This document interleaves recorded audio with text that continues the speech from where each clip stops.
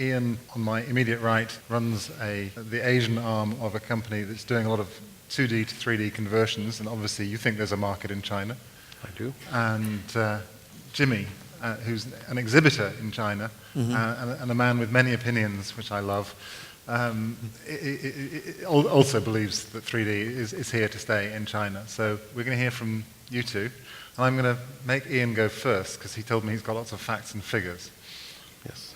So what are them? What are they?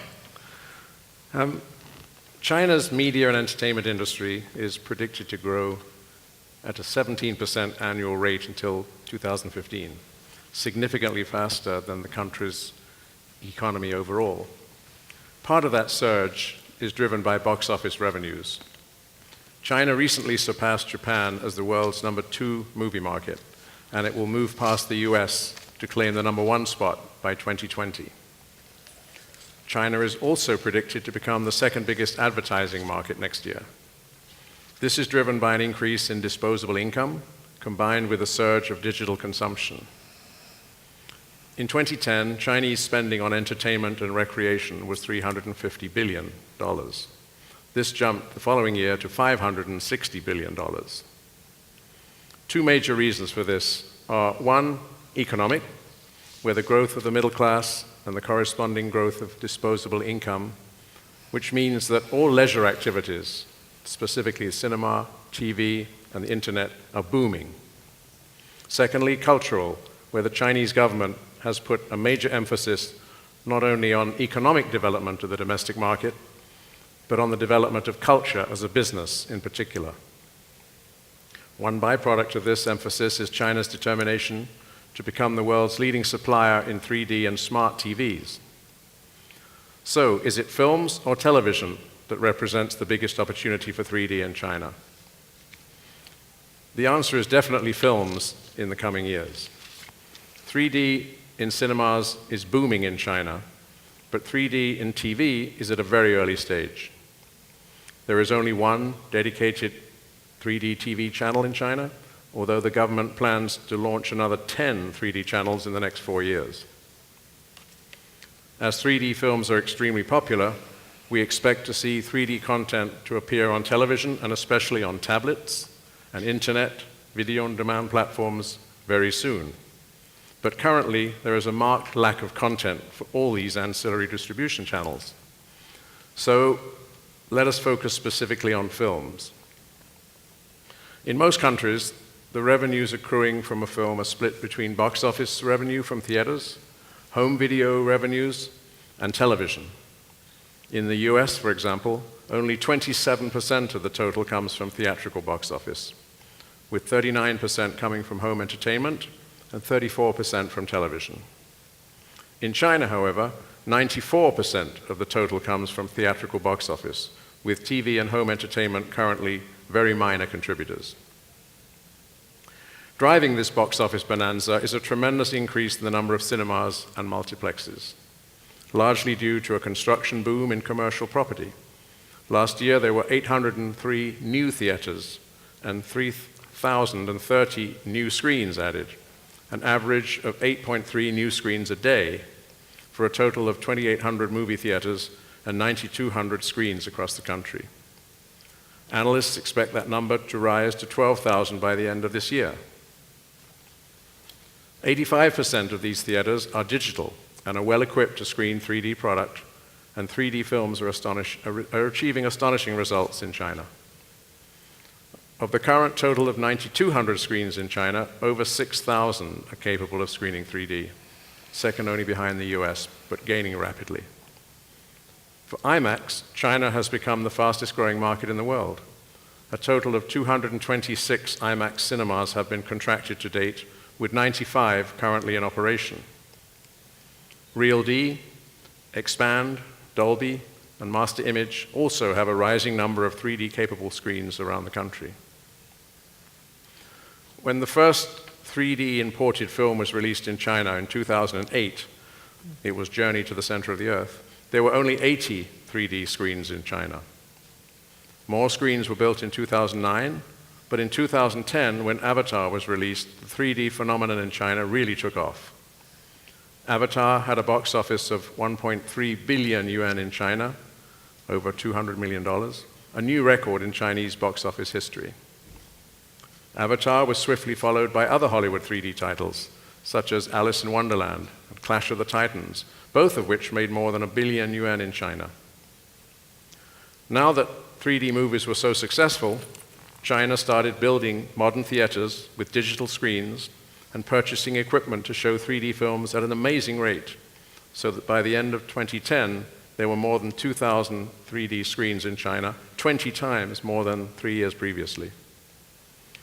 In 2011, Transformers 3, Kung Fu Panda, and a major Chinese film, The Flying Swords of Dragon Gate, were huge successes, and more 3D screens were built. So that by the beginning of 2012, this year, there were 3,000 3D screens, which represented a third of the movie screens in China. It is generally acknowledged that the number of 3D-equipped cinemas will continue to rise at a remarkable rate, and that there are now 1 or 2 Chinese films like Painted Skin 2, which are generating box office revenues to compare with the Hollywood successes such as Titanic. By the end of 2012, the total box office movies in China will amount to $2.4 billion, of which 3D will account for about 28% of the total box office and rising. And that 28% has been generated by no more than 10 films. However, Painted Skin 2, which was released only in 3D, was the exception rather than the rule, as most other Chinese films released in 3D failed to attract audiences, despite lengthy blackout periods for foreign films and protectionist measures by the government. But the domestic film business is central to the new government's goal of boosting China's cultural influence overseas. Although from a business point of view, Xi Jinping and the new government may want to allow more foreign product into China, there will be great political pressure to focus on homegrown movies. And yet, despite the government's protectionist measures, Chinese films have had disappointing results in 2012. Even this week, 2 expensive, large-scale Chinese historical epics, 1942 and The Last Supper, have been comprehensively beaten at the box office by Ang Lee's The Life of Pi. One factor in this equation is undeniable. Life of Pi is in 3D. By far, this year's most successful Chinese production, Painted Skin: The Resurrection, was released only in its 3D version, grossing over $100 million and breaking all records for a domestic movie. So why is 3D so popular in China? Chinese people are very willing to test new things. They love innovation, and cinema going for the younger generation in China is rather like New Yorkers going to see a Broadway play. They want to make the experience as unique and remarkable as possible, and 3D supplies that experience, that thrill. There's no question, Chinese customers welcome 3D, and the cinema chains and distribution companies play their role in catering to this demand. Even the government has played its part by easing import restrictions for films in 3D. Watching a film in 3D is more spectacular than 2D, and with the quality of 3D now attaining new heights, whether originally shot films in 3D, like The Life of Pi, or films like Transformers, skillfully converted by companies like Legend, this love affair between the Chinese audiences and 3D films looks poised to continue for many, many years. Thank you. I would normally have a follow-up question for you, but I'm going to let... I'm very impressed with all the data. I'm going to let Jimmy have the follow-up question. Jimmy, as an exhibitor, why is 3D so successful in China? First, the audience really like the 3D experience, and they want to see these different things. And just like Ian just mentioned, since 2010, actually 2008, when the Journey to the Center of the Earth 3D released, people realized, wow, there's a 3D movies. And then everyone talked about 3D. And after a period of now 4 years, finally people realized there's good 3D and bad 3D. So people only go to the good 3D movies. It's like those movies produced by Ian's company. And and our company are especially equipped with the best 3D systems. We're using Real D, and it's very bright, and their optical efficiency is now reached like a 75 to 80%, which is almost 100% of their nearest competitor. And also we are discussing with Real D by end of this year or beginning next year, so we're going to increase the brightness of the screen. Like the current standard is a 4-foot Lambert, so we're going to increase to 7-foot Lamberts. So it's different version of 3D. And so once people look, when they watch the good 3D, so they will forget about this bad 3D or even 2D movies. And also for exhibitors, we like this 3D because we can charge more. But surely other audiences in other countries, why haven't they learnt the same lessons that you've just described? I mean, I think it's a great explanation that Chinese audiences have actually learnt quality. Why has that not been true elsewhere? Has there been an education program in China? Well, actually, there's not only other country, but also in China, there's also some kind of confusions at this moment. I was mentioning that we are in the third transaction period. It's not ending yet. We are in the third transaction period of the film evolution, movie evolution. The first is from the silent to synchronized sound. The second was from black and white to the color. So now we're in the third phase of evolution, from the original film to digital, from 2D to 3D. So a lot of people realized, okay, there's a technology change, but few realized there's also technology, good technology and bad technology, and the business model, especially business model, like Real D. I know in Shanghai you can't find Real D because the exhibitor oppose the business model because Real D only do lease. Even in India, I was in India, there's also very few cinemas using Real D because they want to share your revenue. So a lot of people don't want to share revenues with the equipment provider. But we taking different philosophies. We want the audience always watch on the best available equipment. So we have no problem to sharing. If the box office is good, we share box office with Real D, with a equipment provider.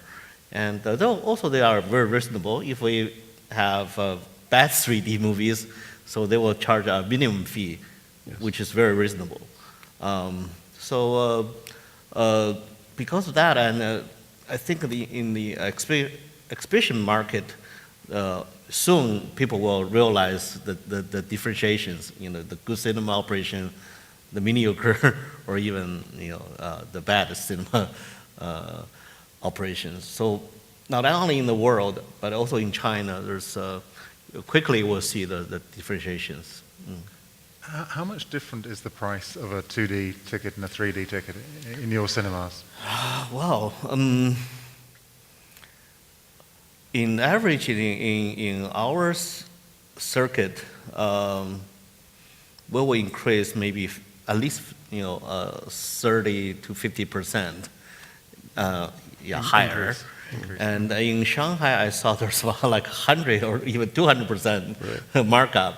But because we take a different philosophy, we don't want it to take advantage when there's good movies, and we want to treat our members in our audience fairly. So we only the only thing matter to us is the occupancy rate. So as long as we can have these occupancy rate reach like 80%, then the price should be right. And what is the price of a 3D ticket in your cinemas? We have two different 3Ds. We have regular, for example, like a Life of Pi. Mm-hmm. The walk-in price is like 40. 40 RMB. 40 RMB, which is like how much? $6.50. $6, something like that. $7. Yeah, Yeah. $6, $7. And we have a special promoted we call the LD. The LD is because our company called Lumiere, so called the Lumiere Digital, which equipped with the Dolby new Atmos sound with the best Real D system, the XL. And also the seat also have synchronized vibration. So people like that. Our working price is like $780 to $80, and the average is about 60. So it's about 50% increase. Yeah. Yeah. That's a 50% increase on your Your existing 3D existing price. 3D, yes. So what is the price of your 2D tickets? 2D tickets average is about 30 something. Yeah. So there's 30. Yeah. there's a Even lower than 30. So there's a big premium. Yeah. And in other countries, we've seen the so-called 3D premium eroded over time. You're managing to hold on to it. How come? You mean in the other countries? Because 3D is becoming so common now, so Yeah. normal. There's a new 3D film every week almost. It's no longer new and interesting, and the margins have come down. In China, yeah. you're holding on to it. No, okay. My example is only for the good 3Ds, and some mediocre 3Ds, or they call them 3Ds, actually it's 2D. We have a couple of films this year like that, and so we probably charge even similar to 2D movies. You know, it's market driven. You know, and also there are so many movies available. So those bad 3Ds, you know, they will not, you know, last very long in the cinema, so they will go very fast. So we replace them with new good movies. I think the public can tell the difference now. I think there have been sufficiently number of bad 3D movies, which got those films a bad rap, and now I think people are paying attention, and higher quality is certainly perceivable, and I think people will only pay if it's really good 3D. Yeah, and also the alternative contents. We are the only circuits in China showing alternative contents in our cinema. We showed like a World Cup broadcast. We broadcasted the World Cup In 3D. In 3D, real time. You know, people have to get up at 3 o'clock in the morning to watch the games. And recently we released operas. Madame Butterfly and Carmen, and then around Christmas we're going to show Nutcracker. And also the government now have a new policy just released, I think about 2 weeks ago. So they were encouraging people to making 3D movies. So they will give some special, not reward, actually, some fees for if you're making 3D movies. So they will compensate some of the 3D cost. So we will see a lot more 3D movies domestic made. But what we have seen is a number of films being produced by Hong Kong companies and Thai companies in particular, being made in 3D now, and they are getting into China. They are being released in China, which might not have been the case had they been made in 2D. That's correct. And they're also reaching new sales markets. I mean, I recently talked about one of the Thai films which was being sold to countries that they'd never even heard of almost. So there is a commercial imperative there. Yes. And it seems to be resonating in parts of Asia. Are you saying it's not happening in China yet? I think it is beginning to happen in Beginning China. to happen. Yes. I think it's also happening in what is called the BRIC countries, Brazil, Russia, India, and China. I think they've all made huge strides in the last 5 years, and 3D is playing a big part, certainly in Russia. After the United States and China, Russia is the next biggest market. One of our board members says he's just installed the biggest screen in his house, and his 13-year-old son still watches everything on his handheld device, notwithstanding. And I think you'll be able to see 3D movies on tablets in the next 3 years without glasses. And seeing 3D without glasses is going to be a big game changer, whether it be television or tablets. At the moment, Samsung and LG are both developing tablets for 3D. The problem with 3D on television at the moment without glasses is you have to sit in exactly the right position to see it. But with a tablet, you are in the right position to see it. So 3D on tablets will probably come sooner than 3D on television. Is 3D on tablets going to kill the theatrical experience? Oh, I don't think so, not at all, no. But I mean, it will be an alternative. Well, I certainly remember having that discussion with the head of Real D, Joe Pashut, a few years ago. Soon every consumer device will be 3D, and the people still making 2D films will find themselves left in the cold because they're selling an inferior product. I think Jeff Katzenberg would agree with that too. But I think he may have been, Joe Pashut may have been a little bit ahead of Too himself. optimistic. but again, I think the technology is no way to replace the storytelling.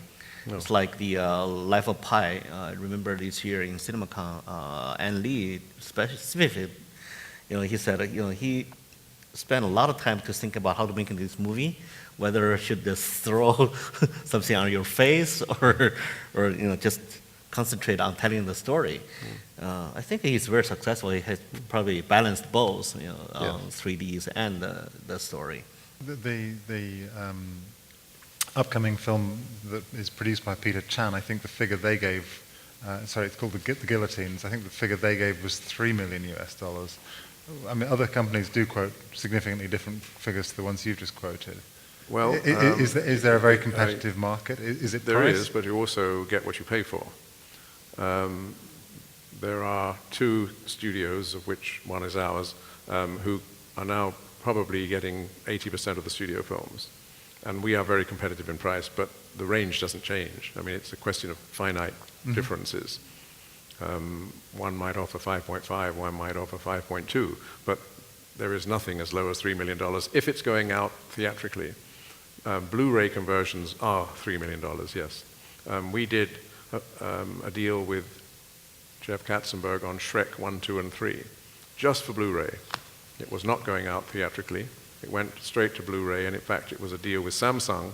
For every 3D television set they sold, they got Shrek 1, 2, and 3.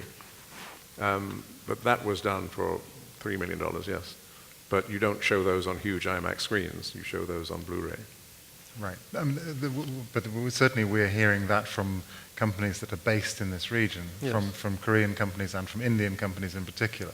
We're hearing much, much lower numbers than what you're describing. I'm sure that's right, but I don't think any of them have ever done a studio film, and perhaps won't for a long time. Okay. You mentioned IMAX, which is actually my next area of conversation for you guys. IMAX is another colossal phenomenon in China, which is unlike the speed of its success is unlike anything else they've seen. You've got the up-to-date figures, 95 screens in China, and I think 230 something more is under contract in China. Yes. Yeah. Why is IMAX doing so phenomenally well? Well, they have a quality product. They have a good reputation. They also select their films very well. They're being a little bit more adventurous in the films they select. In America, Skyfall, the new James Bond film, opened at IMAX. Man of Steel, the new Warner tentpole for the summer, is opening at IMAX. The Hobbit is playing at IMAX. And a conversion we did, Top Gun 3D, is opening at IMAX in February as well. So, I mean, they are beginning to bid much more aggressively for first run and new reissues. And I think there's an aggression about them. And with these new 3D films, it's among the best experiences you can get is seeing it in an IMAX theater. And China in particular? Yeah, in China, I think the team is very strong, under the management of Dang Savant. I know him very well. I think the first, their branding is superb in China. So, like our cinemas in a lot of cities, the city officials say, particular, okay, if you want to build a cinema in our city, you must have a IMAX, mandatory. So we signed like nine IMAXs, with IMAX, of course. And also their strategy, I think, is at first I wasn't was a little confused. For example, they signed with Wanda, immediately they increased like 70 some IMAX screens, but a lot of them it just converted from a large screen. It's not really original IMAX standard. You must have like at least 40 meters high. But I think now we see their strategy is right, because immediately they will have like 200 some screens in China, IMAXs. So with that infrastructure, plus I think 300 something in the U.S., right? Yeah, yes. But they're very quality conscious too. Yeah, Very, and I know in the past 5 years, their sales in Europe was zero. I was sitting next to Rich this year in CinemaCon, and they said, their European sale was terrible. They didn't sell even one unit in the past 5 years. Expand were quite strong in Europe. Yes, but Expand is 3D system. It's not a giant screen for IMAX. So in China, now with the 200 some IMAX with 300 and plus the existing in Europe, so they have really good leverage to talk with studios to get the first round movies. But I mean, earlier on I was asking you questions about the 3D premium, and there's an even bigger premium for IMAX tickets in China. Chinese IMAX tickets are really expensive. Oh, wow. In Shanghai, they sell for 270 now for level pie. That's $18. Oh, no, more than that. More. It's about 30 something, $35. Wow. Yeah. That's a lot of money. That is a lot of money. You must be very happy. And it's still sold out. You can't get a ticket. IMAX. So the IMAX is, if you have a bad cinema, you cannot rely on IMAX to bring you more business. But if you have a good cinema with good movies, so they will they'll help you to get more revenues. Yeah. But they're beginning to get offered more and more movies by the studios too. And they often use the ploy that it's only 1 week at IMAX. So everybody flocks to see it in the first week, and then they keep it on, much to the annoyance of other cinema owners. But the same question as I was asking earlier on, how do you justify that kind of price when it's such a large proportion of someone's monthly wage? Well, I think the IMAX strategy in China also changed. Originally, you have to purchase their equipment, which is like at least $2 million US. Right. And now they changing. After they signed with Wanda, they raise their own money. They have a separate fund. I'm pretty sure soon you will see the spin-off, the IMAX China from IMAX. So they will have their own company doing their IPOs, whatever, can raise some money. And so now most of the deals are leasing deals. Yes. So they share the revenue. So we're helping them expand even faster. Yeah, but I think also it's an event. I mean, as I was referring to earlier, I mean, people go to see event movies. Right. Yeah. Just the same as you perhaps wouldn't pay $30 to see an average rock band, but you paid $500 to see the Rolling Stones. And young people with disposable income choose what they want to go and see and pay their money for. And concert tickets are extremely expensive, but only at the top end. No, that's something that goes back to your point about branding. I mean, IMAX is a brand now in China. Yeah, definitely, people it's a go to very see, big brand. Even people cannot pronounce it, but they might reverse. Even yesterday or so, Chinese official wrote me and said, "I want to have a mix." Yes. I said, "What is a mix?" so finally realized this is IMAX. They want to have IMAX in our cinema, so you must have a mix. But I realized you must have IMAX. I remember talking to one IMAX executive who said, "We've stopped trying to explain to people that we have bigger screens and better sound. It's just the brand now is enough to sell it." Yeah. And we've now seen Chinese movies being made for IMAX. The IMAX has done local language films in China and Korea. I think those are the only two countries in the world where local language IMAX features have been made. Are you seeing more of that? Yes, actually, Dan Swan, all the IMAX team, they constantly asking the circuits, asking us, do you know any good Chinese movies coming out or in production? It's worth invest for convert it to IMAX format.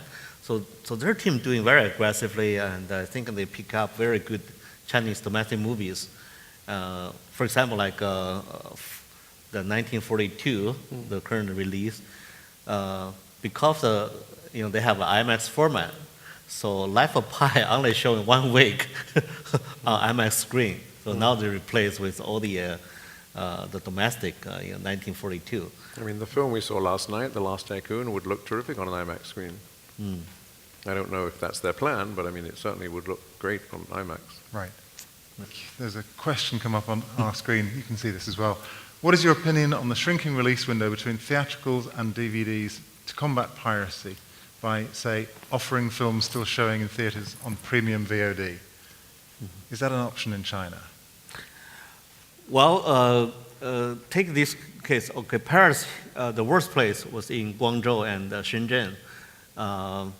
They are the distribution center of the pirated DVDs. But also, they are the highest box office in China.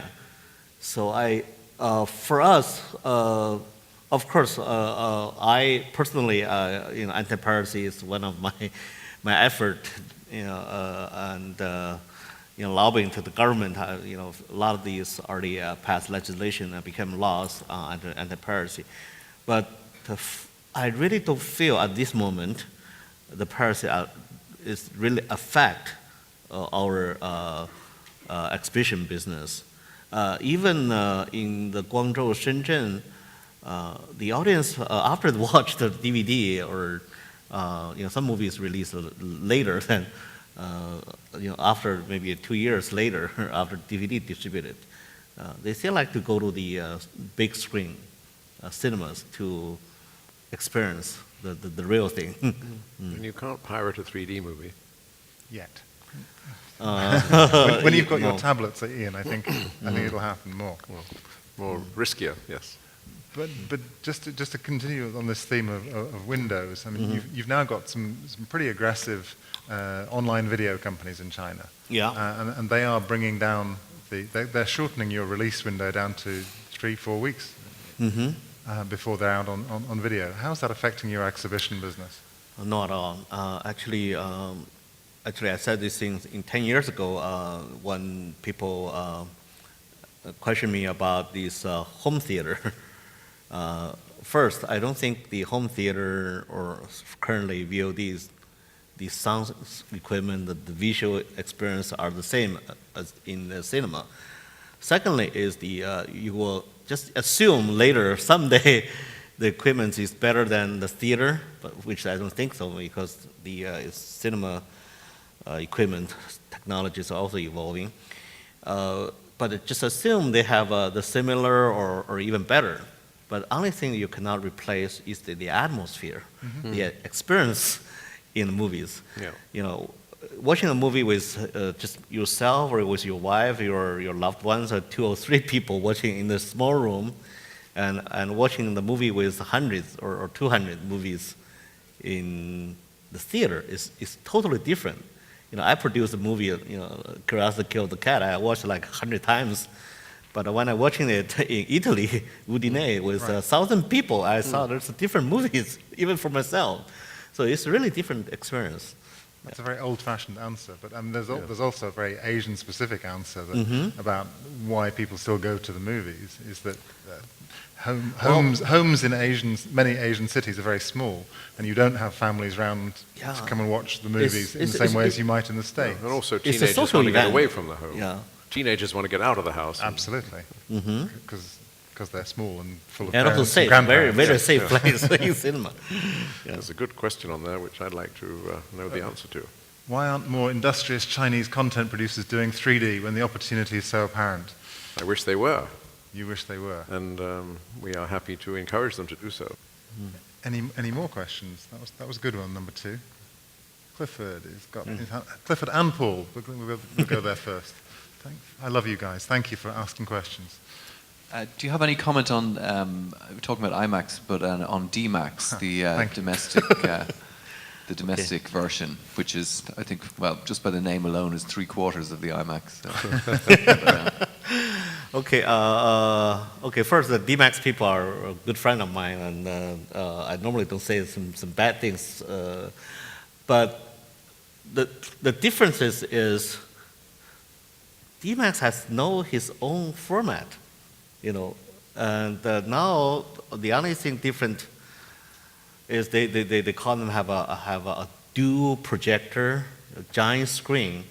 You know, I can do the same with one projector. You know, especially 2 years later when everyone using laser technology. You know, there's no advantage for dual projectors, especially for 3D. The 3D have no advantage using dual projectors. For example, if one projector is brighter with a 5-foot numbers, and another one is a 4-foot numbers, if you're showing 2D movies, you can have very bright. You add them with a 9-foot numbers. But if you're showing 3D, left eye and right eye, you can have one eye brighter than the others. Right. You have to use the lower numbered projectors. So for dual projectors, there's no advantage. But IMAX is different. IMAX is it's like a remake the film. They're making these 2K resolution to 4K, so the preferential is totally different. So they really pay more attention to the production. My opinion, actually, which I think which is true, the cinema is the place to restore the production. You don't invent some technologies which it's not on the production side. For example, like DMAX, they're using 11.1 or 11.3 sound systems, but who is making it, right? So even you can have a 30.1 channels, but no one making that format, then you will have no advantage to. How many theaters in China use DMAX now? I think there's a 10 something. Oh, really small one. Yeah. Well, Do they charge an increase in price too? It's difficult. It's difficult. I don't see there's any advantages of in that. Which is secondly, they are not very cheap. So they're cheaper than IMAX, but when compared with the leasing program to you really invest hard dollars to the equipment, the IMAX is far better business model. Thank you. Good question. Paul. Good question. Maybe it's a question for you, Patrick. Actually, no. I saw Nansen's Flying Swords of Dragon Gate on 3D IMAX just a couple of months ago, and it's amazing. So that question that said why aren't more industrious producers doing it? Coming back to the last session where Village Roadshow was doing a lot of more local films. Do you know if any of their films are in 3D and IMAX? They're not in any. They don't have any 3D ones yet, right? Because they've been making films in the $2 to $15 million range in China, which perhaps don't lend themselves to 3D. But I was talking to them about some future possibilities, and certainly the films they make together with Warner Brothers, most of them are 3D now. But the ones they're making in China are more intimate, less large-scale movies so far. But Village Roadshow have been involved with Warner's and Legendary on several big 3D pictures in the last 18 months. But I think you're referring to that previous question about why aren't more Chinese producers doing it. And I think when they see the results this year, they will turn to that, because 3D does seem to be a savior in China. And the Monkey King one with Stephen Chow, that's not going to be in 3D? I don't believe so. Think so. No, that just would be a fun one. Yeah. That was also a useful factual question. Thank you. Go for it. I have a question regarding resolution, because now with the Epic in the market that shoots at higher than 5K, people are seeing also Sony come out with an 8K camera for broadcast. What do you think can be the change of installation of projectors in China to accelerate the higher resolution coming into the market, especially for 3D? I think first, the production now. I think just recently after the Ariflex the camera has 4K or 5K productions. Normally, the movie, especially in red, they shot in 2K resolution. I can envision that there's more and more 4K productions coming out, but right now, there's not a lot of 4K content, and Sony 4K is not really true 4K. And especially when the Sony is showing 3D, is back to 2K resolution. I think Red camera has a 4K. It is, yeah, it is, yeah. Is more than 4K necessary? I mean, Well, we've been speaking about IMAX as an exhibitor, but IMAX is also a producer. And IMAX produced a film of a Rolling Stones tour in 1992, which is in 8K. Yeah. And we're contemplating converting that into 3D. And we don't need the 8K. We can do it from the 2K. But an 8K does exist, but it's for IMAX theaters, really. It's too much information when you start reducing it. And I think the next thing is the high frame rate, HFR. Hobbit's going to release in 48 frames. But I'm not sure we will invest just for that one movie to upgrade our systems because we showed them trailers to our audience and they're not willing to pay a higher price for. they're not going to pay for it. No. Though they're prepared to for 3D and for IMAX. Well, but I think because the subject matters, the movie itself, The Hobbit, there's a lot of CG works there, and people don't realize there's 4K better than the the 48 frames better than the 24 frames. They're not really visually benefit from just watching the movies. The Hobbit's being released in 5 different formats in America. Probably 5 different prices, too. That's complicated. Yeah, very complicated. That makes delivery very, very complicated. Yeah. If there are any more questions, we will take them. We have available a couple more minutes left. If not, we will bring this session to a close. I'm getting a cutthroat sign from the back of the room, which tells me we can finish. Ian and Jimmy, thank you very much. Thank you. Right. Thank you, audience, for sticking around. Thank you. And thank you, Screen Singapore, for organizing.